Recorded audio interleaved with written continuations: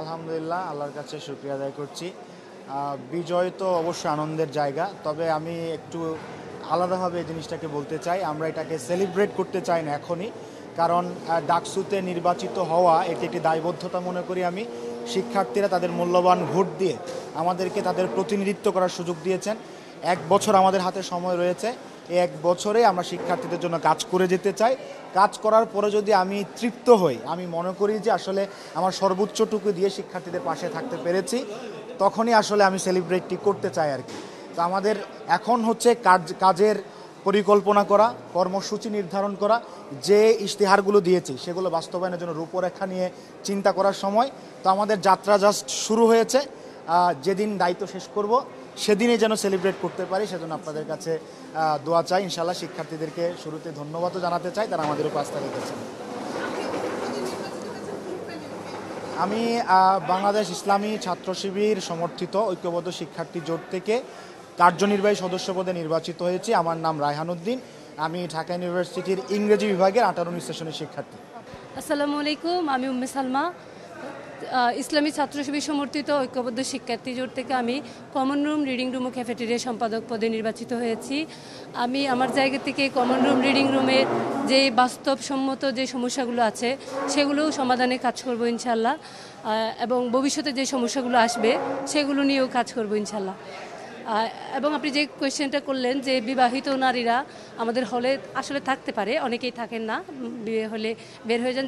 যেমন পার্সোনালি আমি 20-21 সেশনের ইংরেজি বিভাগের শিক্ষার্থী হলেও আমার আবাসিক সিট থাকার পরেও আমার বিয়ের পর যখন আমার বাসা নিয়েছি আমি সিট ছেড়ে দিয়েছি, যাতে আমার কোনো বোন বা ছোটো বোন এসে আমার ক্যাম্পাসে যাতে আবাসন সংকটের সম্মুখীন না হন, একজনের কথা চিন্তা করে আমি ছেড়ে দিয়েছি। সে জায়গা থেকে বলবো বিবাহিত থাকলে আসলে বিশ্ববিদ্যালয়ে তেমন কোনো সমস্যা ফেস করতে হয় না। আবার অনেক সময় হয়, যেমন কি বিবাহিত নারীদের বিশেষ করে মাতৃত্বকালীন সময়ে আমাদের আপুদের জন্য কোনো আলাদা ফ্যাসিলিটি থাকে না, তাদের উপস্থিতির যে একটা বাধ্যতামূলকতা আছে সেটা একটু শিথিল করা হয় না, অনেক সময় তাদের পরীক্ষা দেওয়া হয় না। তো সেই জায়গা থেকে বলবো বিবাহিত নারীদের সংগ্রাম একটু কঠিন।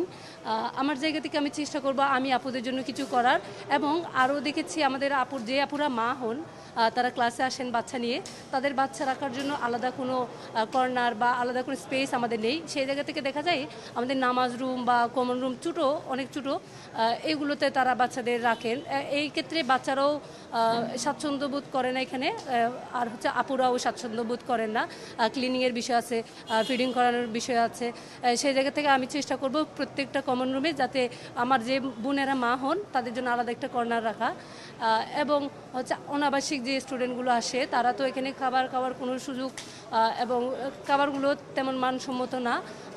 আমরা দেখেছি, আমি নিজেও পার্সোনালি আসি খাবার নেকে, বিকেলে আবার বাসায় গিয়ে খাবার খাই। সেই জায়গা থেকে চেষ্টা করবো আমার কমন রুম, ক্যাফেটেরিয়া সব যেখানে খাবারগুলো পাওয়া যায় সেই জায়গায় খাবারের মানগুলো উন্নত করা। একটা শিক্ষার্থীদের জন্য যেমন মানসম্মত খাবার প্রয়োজন এটা স্থাপন করা। আলহামদুলিল্লাহ, মহান আল্লাহ রাব্বুল আলামিনের কাছে অনেক অনেক শুকরিয়া আদায় করছি।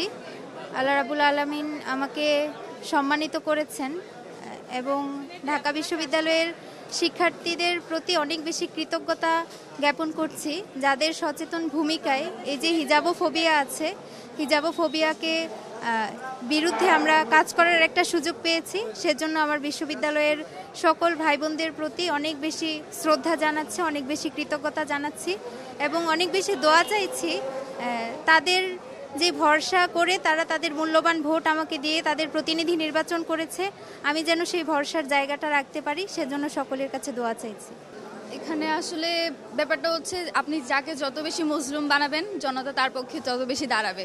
কেউ যদি মানে মজলুম থেকে জালিম হয়ে ওঠে তার বিরুদ্ধে আসলে জনতার প্রতিরোধ কেমন হয়ে ওঠে সেটাই আসলে আমাদের এই আজকের বিজয়টা সেটাই প্রমাণ করে। আমরা দেখেছি আমরা যখন থেকে প্যানেলে দাঁড়িয়েছি, আমি বা আমার কো প্যানেলিস্ট যারা আছে প্রত্যেকে কত প্রোপাগান্ডা, কত মিথ্যাচার, অপপ্রচার টেকেল দিতে হয়েছে। তো সেই সব কিছুর পরে আর কি আমাদের এই বিজয় মহান রব্বুল আলামিনের তরফ থেকে, এবং আমরা আশাবাদী যে আমরা শিক্ষার্থীরা আমাদের যে দায়িত্ব দিয়েছে সেটা পালন করতে পারবো।